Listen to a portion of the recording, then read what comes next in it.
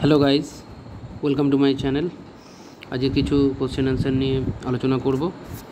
তো আজকে প্রথম প্রশ্ন, ভারতে প্রথমবার কোন মশলার চাষ শুরু হয়েছে? ভারতে যে মশলার চাষ খুব সম্প্রতি চালু হয়েছে সেটা হলো হিঙের চাষ। হিঙের চাষ ভারতে স্টার্ট হয়েছে খুব সম্প্রতি। পরবর্তী প্রশ্ন, কোন মুঘল শাসকের সমাধি ভারতে নেই? জাহাঙ্গীর এবং হুমায়ুনের সমাধি ভারতবর্ষে নেই। জাহাঙ্গীরের সমাধি আছে লাহোরে, যেটা বর্তমানে পাকিস্তান। তো জাহাঙ্গীর এবং হুমায়ুনের সমাধি ভারতে নেই।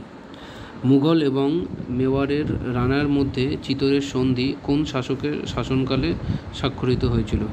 মুঘলদের সঙ্গে এবং মেওয়ারের রানার মধ্যে চিতোরের সন্ধি হয়েছিল, তখন মুঘল সম্রাট ছিলেন জাহাঙ্গীর, এবং এই সন্ধি হয়েছিল হচ্ছে 1615-তে। 1615 সালে এই চিতোরের সন্ধি স্বাক্ষরিত হয়েছিল।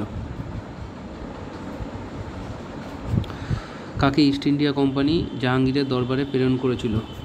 হকিন্সকে ইস্ট ইন্ডিয়া কোম্পানি জাহাঙ্গীরের দরবারে প্রেরণ করেছিল।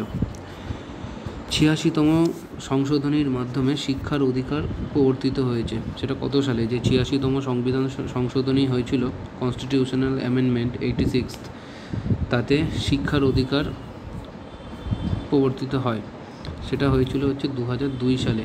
2002 সালে 86তম সংবিধান সংশোধনী হয়েছিল।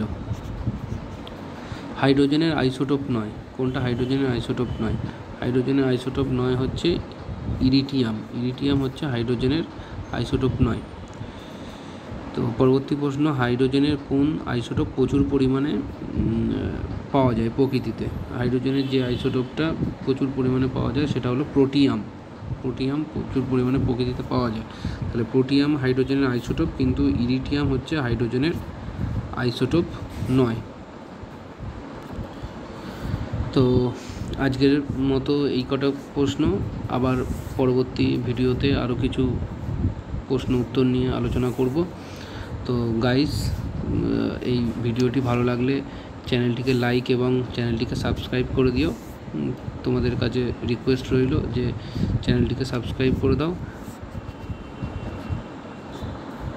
নেক্সট ভিডিওতে আরও কিছু কোশ্চেন অ্যান্সার নিয়ে আলোচনা হবে। So guys, thank you very much, এবং চ্যানেলটিকে তোমরা সাবস্ক্রাইব করে দাও।